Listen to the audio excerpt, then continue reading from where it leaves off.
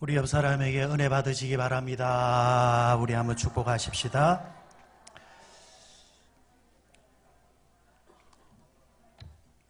이제 기도원에 있으면서 어떤 한 목사님과 조금 담소를 나눌 때였습니다. 실제로 목사님이 경험을 했던 이야기를 전해 주시더라고요.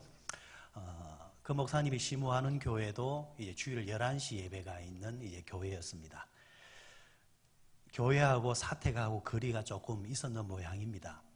이제 그날도 주일 예배를 이제 준비해서 이제 드리기 위해서 이제 사택을 이제 출발을 했는데, 문제는 가다가 큰 이제 사고를 이제 맞았다고 합니다. 어찌어찌 되겠지 싶었는데 이게 해결이 되지 아니하고 시간을 보니까 11시가 이제 가까워오는 거예요.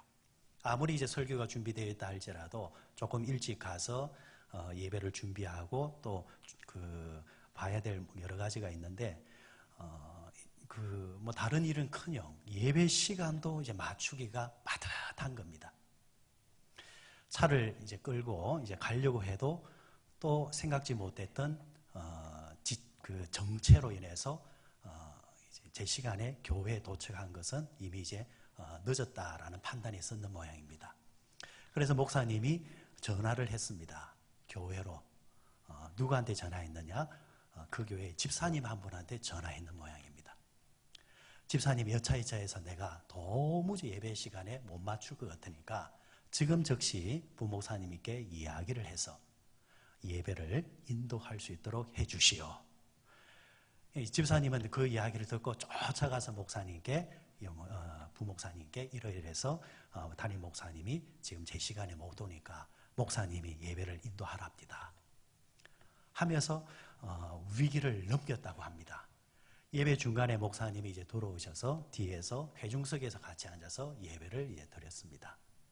이제 마치고 이제 인사를 하는데 전화를 주었던 그 집사님이 싱글벙글하면서 목사님께 와서 인사를 하는 거예요. 이유인 적 이겁니다.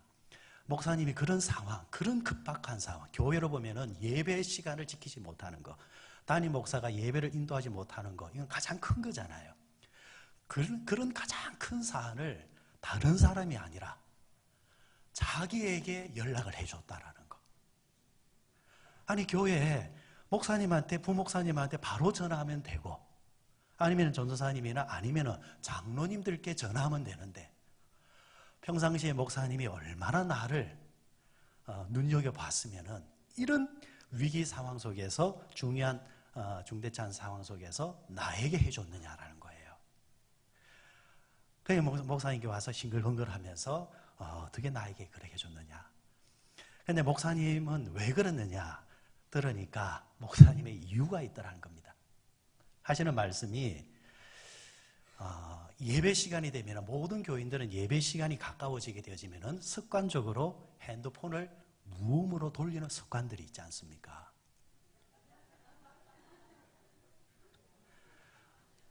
부목사도 마찬가지고 교육자도 마찬가지고, 이 시간에 내가 전화해 본 적이 없으니까 당연히 그들 또한 핸드폰을 두고 있거나 꺼놓고 있거나, 그리고 장로님들도 마찬가지고. 그런데 전화를 줬던 그 집사님은 습관적으로 매주일 10분 늦게 교회를 들어온대요. 그러면 백발백중 이 사람은 늦게 들어오는 사람이기 때문에, 지금도 교회를 오고 있는 시간이기 때문에 이 사람은 핸드폰을 켜놓고 있을 것이다. 그래서 그런 총기에 의해서 그분에게 전화를 했다라는 겁니다. 참 우스운 이야기도 하지만은, 근데 마지막 말씀이 걸작입니다. 목사님, 그런 사람도 하나님이 사용하십니다. 그런 사람도 사용한다라는 거예요. 매주일 10분 늦게 오는 그 사람이 있었기 때문에 그 주일에 예배를 사고치지 않고 예배를 드릴 수 있었다라는 거. 그러면서 나름대로 교훈을 얻었다라는 겁니다. 잘난 사람은 잘난 대로, 못난 사람은 못난 대로, 하나님은 다 적절하게 그 은사대로 사용하더라는 겁니다. 이걸 아멘으로 받아야 될지 아멘으로 받아야 될지 모르겠지만 그러나 우리가 알지 못하는 그런 영역 속에서 하나님은 한 사람도 그냥 내버려 두지 아니하시고 사용하시고 또 세워나가시는 것. 그런 면에서 여러분들 여기 있는 한 사람 한 사람이 다 귀한 사람인 줄 압니다. 우리 옆 사람에게 축복하십시다. 하나님이 당신을 사용하실 것입니다.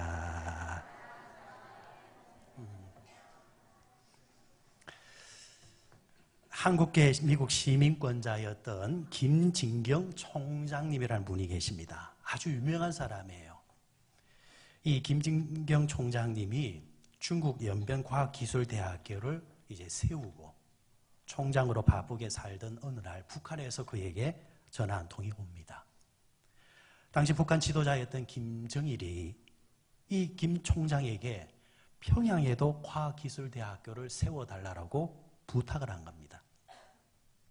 이에 김 총장은 평양으로 들어갔습니다. 그리고 평양에서 학교 부지를 둘러보았다고 합니다.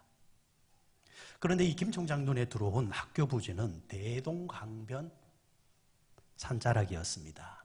대동강변이 흐르고 있는 그 언덕의 산자락이 이분의 눈에 보기에는 학교 부지로 최고였습니다. 하지만 안내했던 북한 당국자들은 손사래를 칩니다. 그곳은 절대 안 된다는 겁니다. 이유인즉 그곳은 북한 군인들이 군부대가 주둔하고 있는 곳이기 때문에 불가능하다는 겁니다. 여러분, 북한이 어떤 나라입니까? 정권을 지탱하는 힘이 모두 군부에서 나옵니다. 군부를 장악하고 있는 정권이 이 군부, 북한을 지탱하고 있는 군 부대를 땅 부지로 내어줄 리가 없는 거죠. 백성은 굶어도 군량민은 항상 확보하는 나라가 북한입니다. 다른 땅을 몰라도 그 땅만큼은 절대로 안 된다는 겁니다. 하지만 김 총장은 김정일 지도자에게 무조건 전해라는 겁니다. 내가 이곳에 학교 부지를 원한다고 보고하라는 겁니다. 그런데 놀라운 것은 그 보고를 들었던 김정일이 즉시 그 부대를 다른 곳으로 이주시키고 철수를 시키고 이 대동강변 언덕 자락에 학교 부지로 내어주었다는 겁니다. 당시 자그마치 이 땅의 규모가 30만 평 규모였다고 합니다. 여러분, 우리나라 신촌에 있는 연세대 캠퍼스가 25만 평입니다. 그러니까 웬만한 우리나라 대학보다도 큰 부지를 바로 이 대학의 땅 부지로 얻었다는 겁니다. 그런데 토목공사, 가장 기초적인 토목공사를 하다가 그곳에서 예배당에 쓰였던 녹슨 종탑과 녹슨 종을 발견하게 됩니다. 자세히 알아보니까 그 종탑과 종은 그 옛날 한국 최초의 선교사, 순교했던 선교사 토마스 목사님의 기념교회가 세워져 있던 자리였다는 겁니다. 다시 말해서 그곳은 교회 터 자리였다는 겁니다. 1840년 9월 7일 날 영국에서 목사의 아들로 토마스 선교사는 출생을 합니다. 런던 대학교에서 신학부를 졸업하고 난 다음에 그는 선교사가 되어서 중국으로 옵니다. 하지만 중국에 도착한 지 얼마 되지 않아서 풍토병과 문화병에 이기지 못하고 그의 아내는 별세를 하게 되어집니다. 토마스 선교사의 23세 때의 상황이었습니다.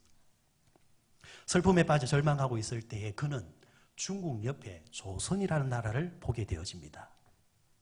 마침 대동강을 타고 평양으로 들어가던 상선 하나, 제너럴 셔먼호를 보게 됩니다.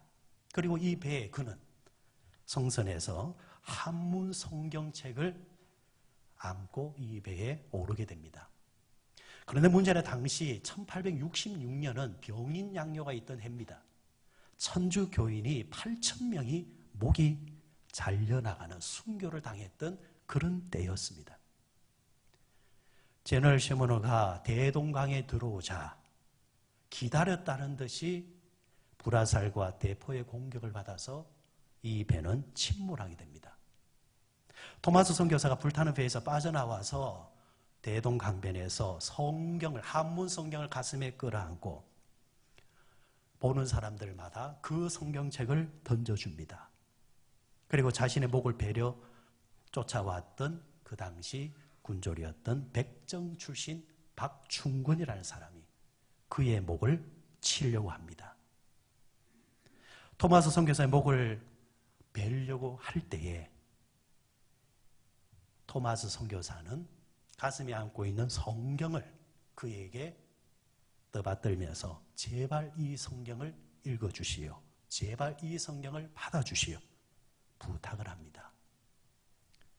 토마스 선교사가 땅에 엎드려서 기도하고 고개를 들고 예수님을 3번 부를 쯤 되었을 때에 그의 목은 날아갑니다. 그런데 그날 토마스 선교사님의 목을 베었던 그 박충근이라는 사람이 집에 돌아왔을 때에 그는 표현할 수 없는 무게감을 느끼게 됩니다. 그는 다음날 그때의 마음을 이렇게 표현했습니다. 내가 서양 사람을 죽이는 중에 한 사람을 죽인 것은 내가 지금 생각할수록 이상한 감이 있다. 내가 그를 찌르려 할 때에 그는 두 손을 마주 잡고 무슨 말을 한 후 붉은 베를 입힌 책을 가지고 웃으면서 나에게 받으라 권하였다. 그러므로 내가 죽이기는 하였으나 이 책을 받지 않을 수가 없어서 받아왔다. 선교사를 죽이려 했던 이 사람의 눈에는 그 죽는 상황 속에서도 기도할 때는 심각한데 자기를 쳐다볼 때는 성경을 건널 때는 그 상황 속에서 웃음을 띠고 있다는 겁니다. 도대체 이 사람이 이 책이 뭐길래 나에게 이렇게 전하려고 했는가? 그는 뭔가에 이끌려서 성경을 받아왔고 그리고 그것을 읽으면서 감동 감화를 받습니다. 그리고 얼마 후에 평양에 와 있는 마펫이라는 선교사에 의해서 세례를 받게 되고 지금의 장로격인 영수가 되어서 초대교회를 섬기는 사람이 됩니다. 서대반 집사님을 죽인 사울이 훗날 바울이 된 것처럼 선교사를 죽인 박충근이 한국교회의 장로가 된 것입니다. 그리고 당시 12살이었던 소년 최지랑이라는 아이가 또 이 대동강변에 살고 있었습니다. 그날도 대동강변에서 놀고 있었지요. 재미난 구경거리가 생겼습니다. 외국의 큰 상선인 제너럴 시모노가 들어옵니다. 아이들이 보기에는 이것이 얼마나 호기심 가지고 보는 장면이겠습니까? 그런데 그 배를 향하여서 우리나라 군졸들이 포를 쏘고 그리고 불화살을 쏩니다. 그 배가 침몰하는 모습을 대동강변에서 이 최지랑이라는 아이가 다 지켜봅니다.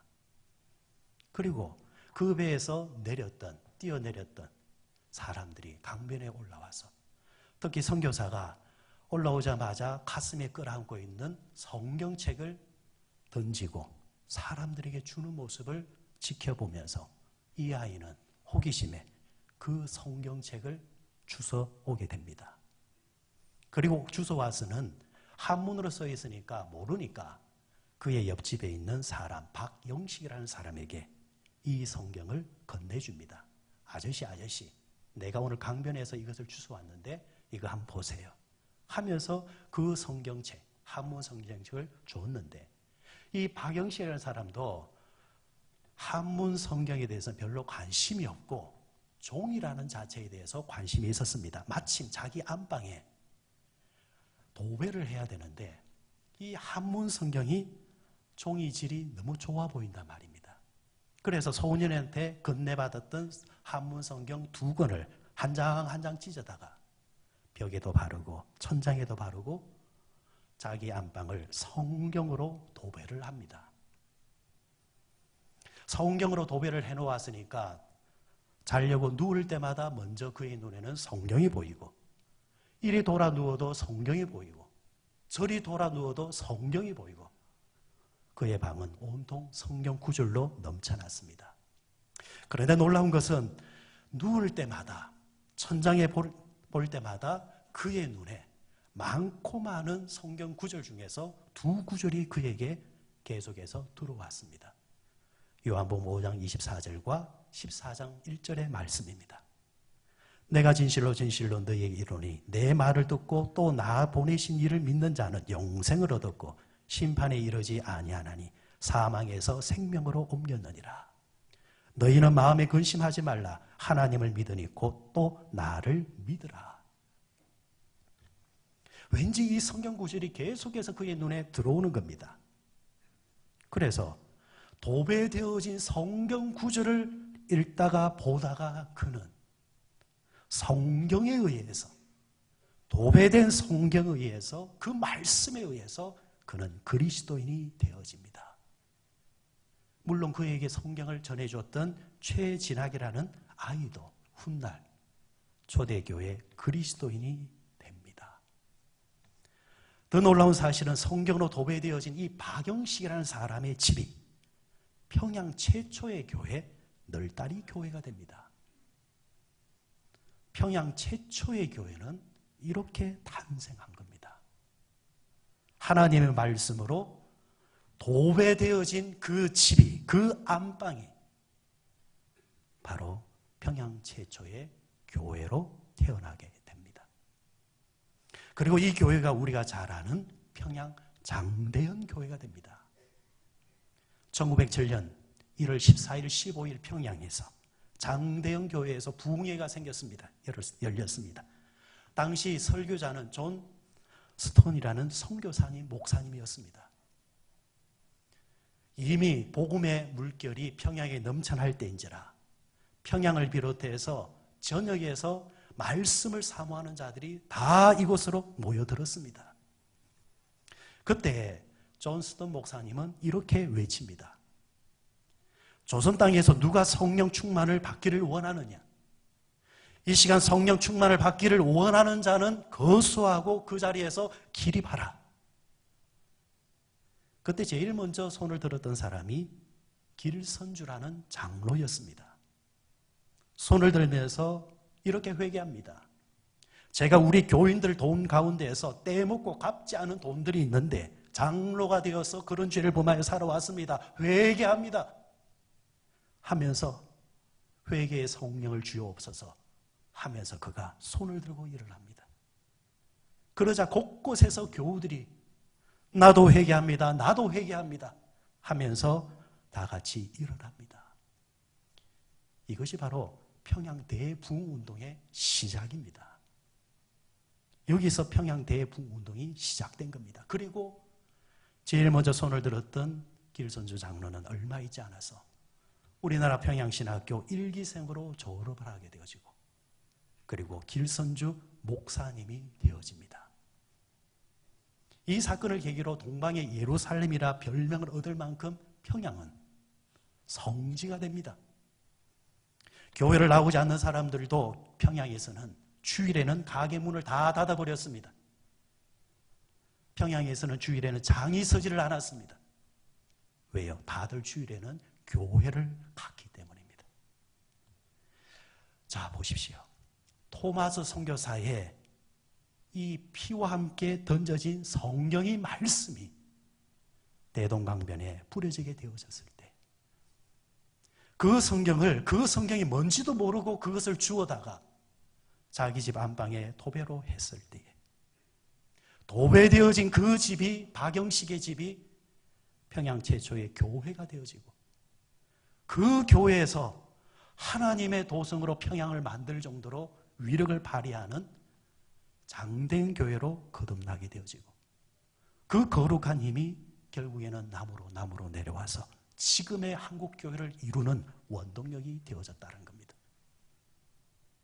그 후 장대현 교회는 순교자 토마스 선교사, 이 토마스 선교사의 피로 인해서 순교로 통해서 그가 강변에 올라와서 우리에게 전도는 하지 않았지만 그가 전해준 이 성경에 의해서 이 평양 땅이 하나님의 도성으로 바뀌었으니 우리가 그것을 어찌 잊으리요 하면서 장대현 교회 사람들은 대동강변에 토마스 목사님의 순교 기념교회를 세우게 됩니다. 그런데 북녘 땅을 차지했던 북한 공산당은 대동강변에 세워졌던 그 교회를 땅에 묻어버린 겁니다. 그 위에 군부대를 만들었던 겁니다.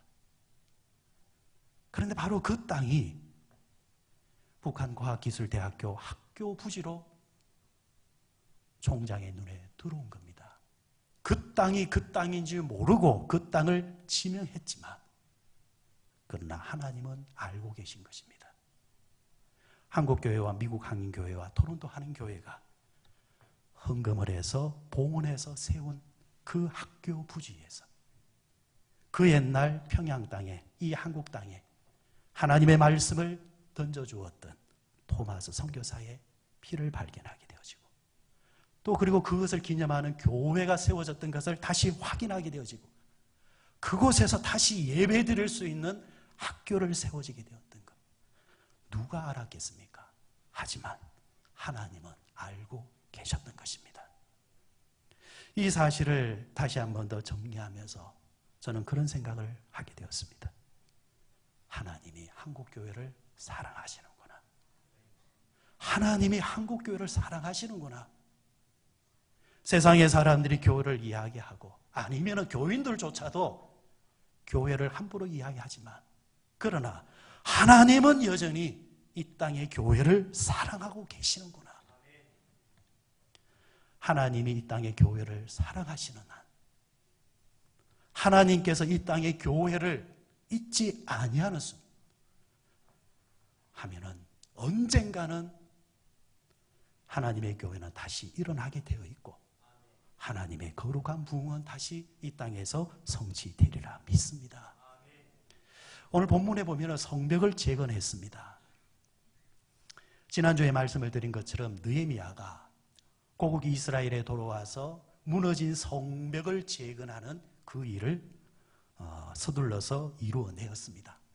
오늘 본문에 나오는 이 8장에 보면은 그 성벽이 이제 완전히 재건이 되어진 겁니다. 그러면은 이제 이런 이 질문을 하게 됩니다. 성벽을 재건하기는 했지만 왜 재건을 했느냐라는 겁니다. 세속적인 접근도 있지만은, 그러나 오늘 성경에서 말씀하시는 접근은 세속적인 접근이 결코 아닙니다. 외세로부터 침범을 막자, 우리가 노략질을 당하고 있으니까 성벽을 쌓아 올려서 우리가 더 이상 그런 수치를 당하지 말자. 이것은 세속적인 접근입니다. 과연 하나님께서 이 문제를 해결하기 위해서 성벽을 쌓으라 느헤미야에게 말씀하셨을까? 아닙니다. 출애굽에 보면은 하나님께서 이스라엘 백성들을 애굽에서 불러내십니다. 불러내셔서 가나안 땅으로 들어가라. 이 과정인 광야 생활을 하게 했지만은 하나님이 애굽에서 나오게 하시고 훈련시키시고 그리고 가나안 땅에 들어가게 하신 그 이유가 뭘까? 성경은 이렇게 말을 합니다. 내가 이스라엘 백성들로 하여금 예배를 받기 위함이다라는 겁니다.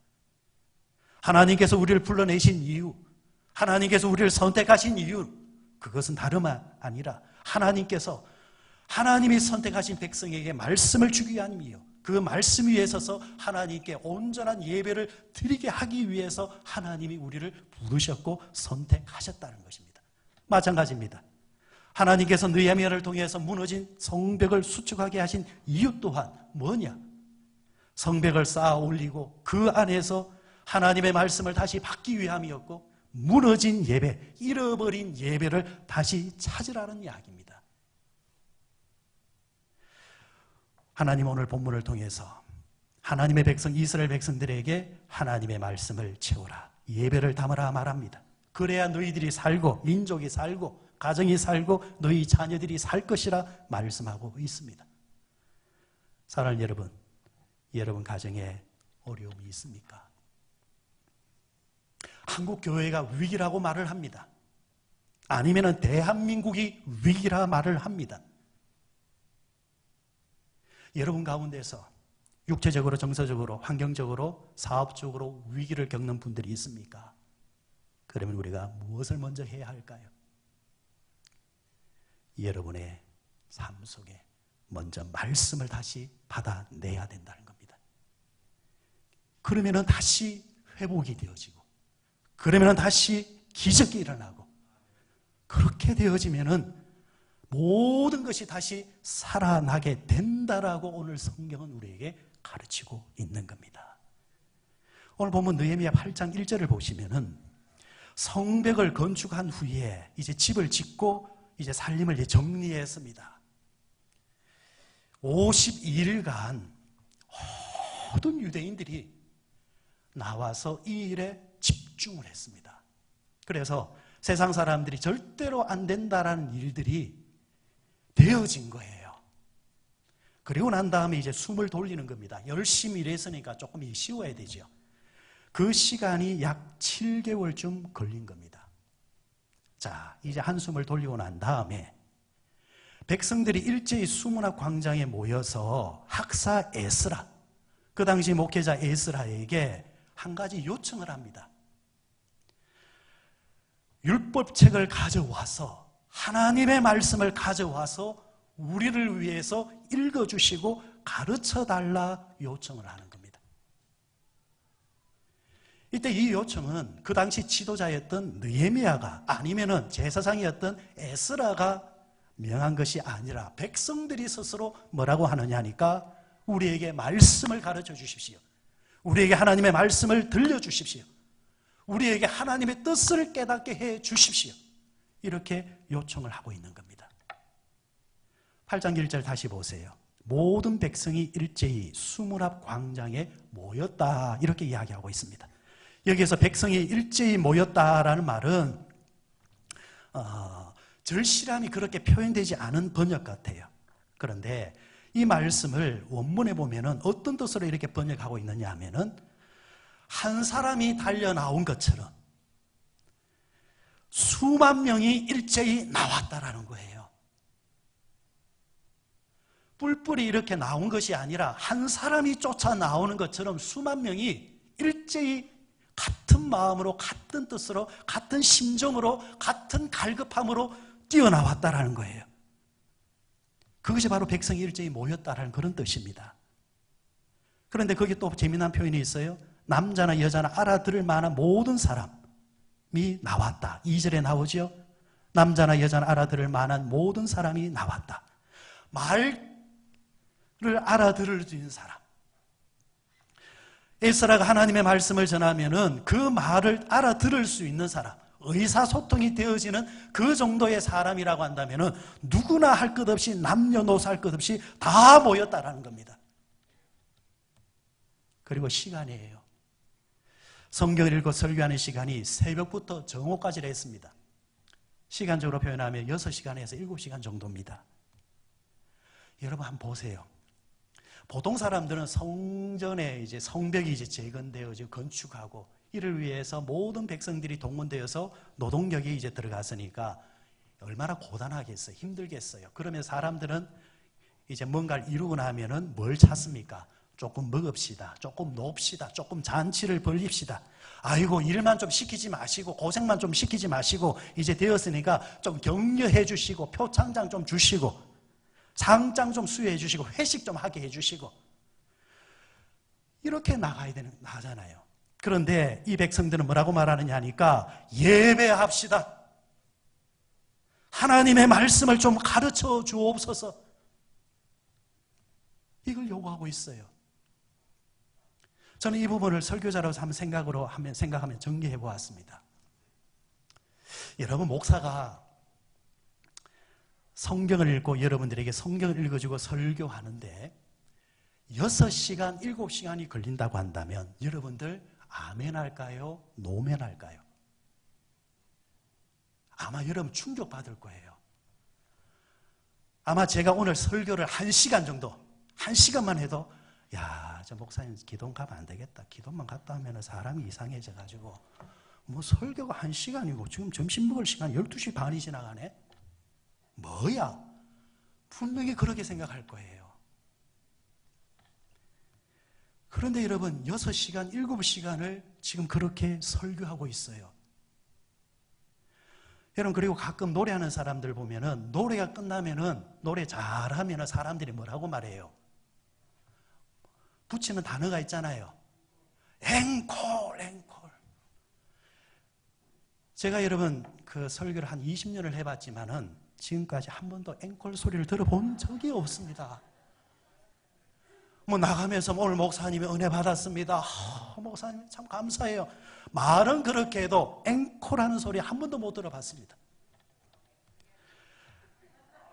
분명한 것은 오늘도 없을 거예요. 지나갔어요. 자, 오늘 3절의 말씀 보시면은 그런데 그 사람들이 뭐라고 말하느냐? 6시간, 7시간의 말씀을 들으면서 귀를 기울이다 이렇게 말을 해요. 여기서 귀를 기울이다는 말은 히브리어로 헤루타라는 말이에요. 헤루타. 이 헤루타라는 말이 구약에서 어디 하나 나오느냐니까 출애굽기 32장 16절에 나옵니다. 그 판은 하나님이 만드신 것이요 글자는 하나님이 쓰셔서 판에 새긴 것이라. 여기서 헤루타는 판에 새긴 것이라. 이게 헤루타예요. 마음에 새겼다. 판에 새겼다라는 겁니다. 귀를 기울인다라는 말이 단순히 잘 듣는다라는 말이 아니라 이 헤루타라는 말은 귀를 기울이되 주시는 말씀을 들을 뿐만 아니라 가슴에 새긴다라는 거예요. 수문호 광장에 나왔던 백성들은 7시간 동안 하나님의 말씀을 들을 때 귀로만 들은 것이 아니에요. 입으로만 아멘한 게 아니에요. 들으면서 귀로 새기고 눈으로 새기고 마음으로 새기고 심장에 새기고 영혼에 새겼다라는 겁니다. 새긴 것은 지워지지 아니에요. 새긴 것은 잊혀지지 아니에요. 은혜 받은 것은 잊혀질 수 있어요. 그러나 때로는 하나님의 말씀이 내게 감정적으로 정서적으로 뭔가 느껴지지 않다 할지라도 하나님의 말씀 그 자체가 귀하기 때문에 내 가슴에 새기겠다라는 거예요. 바로 이런 말씀은 살아있고 능력이 있고 운동력이 있는 충만한 말씀이 되어지는 것입니다. 바로 이런 말씀이 그 사람을 바꾸고 기적과 표적을 이뤄내는 능력의 말씀이 되어지는 겁니다. 그런 의미에서 설교자로서 말씀을 전할 때 말씀을 잘 전하는 거 중요하겠죠. 누가 그럽니다. 여러분 예배 시간 때 특히 말씀 들을 때 좀 자지 마세요. 그러니까 어떤 할머니가 재우지를 말든가 네가 재우니까 내가 자지. 자, 그 부분은 설교자로서 새겨 들어야 될 말이라고 생각을 합니다. 그러나 설교하는 자의 준비도 중요하겠지만 그러나 그 하나님의 말씀을 듣는 회중의 마음의 자세 또한 중요하다라는 거예요. 똑같은 말씀을 듣고도 어떤 사람은 은혜가 되기도 하지만 어떤 사람에게는 시험이 되기도 합니다. 왜요? 내 마음의 자세가 다르기 때문이에요. 고린도전서 3장 6절에 보면 우리가 잘 아는 유명한 말씀이 나오죠. 나는 심었고 아볼로는 물을 주었으되 오직 하나님께서 자라게 하셨다. 여기서 포인트가 뭐예요? 하나님이 자라게 하셨다는 겁니다. 그러나 우리가 놓쳐서 안 되는 것이 뭐냐 하니까 심은 자가 있어야 되는 거예요. 물을 주는 자가 있어야 되는 거예요. 심지도 않고 물을 주지도 않고 하나님이 자라게 하실 줄 믿습니다. 하나님은 그런 하나님이 아닙니다. 하나님이 주신 것에 대해서 주실 줄 믿고 먼저 내가 심을 줄 알아야 되고 내가 물을 줄 줄 알아야 하나님께서 그 자리를 보시고 기적과 표적을 통해서 안 자랄 것을 자라게 하시는 역사를 주시는 겁니다. 말씀은 누가 주시는 겁니까? 하나님이 주시는 겁니다. 은혜도 누가 주시는 겁니까? 하나님이 주시는 겁니다. 그렇다고 한다면 내가 먼저 말씀을 받으려고 하는 나의 자세, 내 마음의 심령을, 내 마음의 밭을 어떻게 됩니까? 갈아엎고 건조해 있는 그곳에 기도의 눈물을 뿌리고 믿음의 눈물을 뿌리고 헌신의 눈물을 뿌려 놓았을 때 그 촉촉한 곳에 하나님의 말씀이 뿌려질 때에 뿌려진 그곳에서 자라남의 축복이 있다라는 이야기입니다. 폐기력으로 폐가 녹아가는 한 아이가 있었습니다. 그런 아이를 보는 그 어머니의 심정이 얼마나 가슴 아프겠습니까? 계력요양병원에서 이 아이가 요양을 받고 있을 때에 새벽에 그곳에 원목으로 계시는 목사님이 새벽 기도를 인도하는데 환자들이 모이고 환자 부모들이 모여서 함께 예배를 드립니다. 그날 목사님이 설교를 합니다. 설교 내용은 주께서 채찍에 맞음으로 우리가 나음을 받았노라. 모든 사람이 그 말씀을 듣고 아멘하고 새벽 예배를 드리고 집으로 자기 병실로 돌아갑니다. 그런데 한 아이의 어머니는 그 자리를 뜰 수가 없었습니다. 말씀을 붙잡고 기도합니다. 하나님, 오늘 주신 말씀에 주께서 채찍에 맞음으로 우리가 나음을 받았다고 했는데 주님께서 채찍에 맞음으로 내 아이도 나아야 되지 않겠습니까? 주께서 채찍에 맞음으로 우리가 나음을 받을 때에 내 아이도 있을 줄 믿습니다 하면서 그 말씀을 부여잡고 기도했을 때에 그 아이의 폐가 깨끗이 나음을 받았다라는 것. 똑같은 말씀이잖아요. 똑같이 그 말씀을 들었잖아요. 그런데 어떤 사람들은 그 말을 듣고 아멘하고 귀로 흘려버렸지만 그 한 사람은 그 말씀을 받고 마음에 새기는 거예요. 마음을 새길 뿐만 아니라 그걸 붙잡고 기도하는 거예요. 그럴 때 같은 말씀이지만은 한쪽에서는 기적과 역사가 나타나고 한쪽에서는 그냥 아멘으로 끝이 나더라는 겁니다. 그런 측면에서 여러분, 우리가 하나님의 말씀을 받을 때에 나의 마음의 자세와 우리의 믿음의 자세에 따라서 같은 말씀이지만은 결과가 달라진다라는 겁니다. 사랑하는 여러분, 올해 여러분에게 주신 하나님의 말씀이 있을 것입니다. 매일 그 말씀을 부여잡고 기도하십시오. 하나님이 이 말씀대로 내가 되어질 줄 믿습니다. 아니면 주일마다, 아니면 말씀 들을 때마다 여러분 신비에 꽂히는 말씀들이 있을 거예요. 끈질기게 그 말씀 부여잡고 기도하십시오. 하나님, 느헤미야를 보니까 무너진 성벽, 모든 사람들이 안 된다 할 때에, 그러나 느헤미야는 믿음을 붙잡고 말씀을 붙잡고 나아갔을 때에 불가능이 가능이 되어졌습니다. 하나님 아버지, 올 한 해 동안 내가 세워야 될 성벽이 뭡니까? 하나님 말씀을 세우고 기도를 세워야 되겠지만은 내 인생이 무너진 것 때문에 수치를 당하고 있으니 주여 함께 하셔서 느헤미야의 성벽이 세워진 것처럼 나의 인생의 성벽도 세워지게 역사해 주옵소서. 말씀 붙잡고 기도하는 거예요. 붙잡고 기도하는 사람 하나님은 주목하십니다. 그 말씀 붙잡고 기도하는 사람 하나님이 절대로 외면치 않는다라는 거예요. 분명한 것은 하나님의 말씀은 위대합니다. 미국 러시모아 산에 가면 미국을 만든 위대한 대통령 4명의 얼굴이 피라미드처럼 어마어마하게 새겨져 있습니다. 그런데 이 4명의 얼굴을 보게 되어지면 공통점이 있어요. 다 어떤 사람들이냐? 하나님의 말씀을 위대하게 여겼던 인물이라는 겁니다. 아하, 하나님의 말씀을 위대하게 여기는 자들은 하나님이 그 사람을 위대하게 만들어주는 거라. 첫 번째 동상에 나오는 사람이 미국 초대 대통령 조지 워싱턴입니다. 그는 대통령 취임식에서 성경에 손을 얹고 이렇게 선포합니다. 성경이 아니면 우리는 이 나라를 올바르게 다스릴 수 없다. 둘째는 3대 대통령 토마스 제퍼슨입니다. 독립선언서를 쓰고 읽고 선언한 사람이죠. 그는 이렇게 말합니다. 미국은 성경을 반석으로 삼아 서 있습니다. 세 번째는 16대 대통령 링컨 대통령입니다. 남북 통일을 이룬 사람이죠. 그는 이렇게 말합니다. 미국이 이 나라 백성이 먹고 살아야 될 양식이 있다면 그것은 하나님의 말씀이다. 32대 대통령 루즈벨트 대통령입니다. 장애인 대통령이었죠. 최연소 대통령이었죠. 그는 이렇게 말했습니다. 미국인이 진실하게 살고자 한다면 하나님의 말씀을 붙들어라. 위대한 사람들은 한결같이 하는 말이 뭐냐니까 하나님의 말씀이 위대하다라는 거예요. 위대한 그리스도인들은 위대한 말씀을 내뱉는 사람들이에요. 그러면 여러분 올 한 해 위대한 그리스도인이 되어지기를 원합니까? 우리 교회가 위대한 교회가 되어지기를 원합니까? 저는 우리 교회가 다시 본질로 돌아가서 목사로부터 시작해서 성도 한 사람 한 사람이 하나님의 말씀을 담아내는 자가 되어야 되겠구나. 내게 주시는 하나님의 말씀, 우리에게 주시는 하나님의 말씀을 내가 가슴에 끌어안고 그 말씀을 이루기 위해서 기도하며 살아갈 때에 말씀이 스스로 능력이 있어서 그 능력의 말씀에 의해서 우리 모든 것이 되어지게 되는 거구나. 사랑하는 여러분, 말씀을 정리합니다.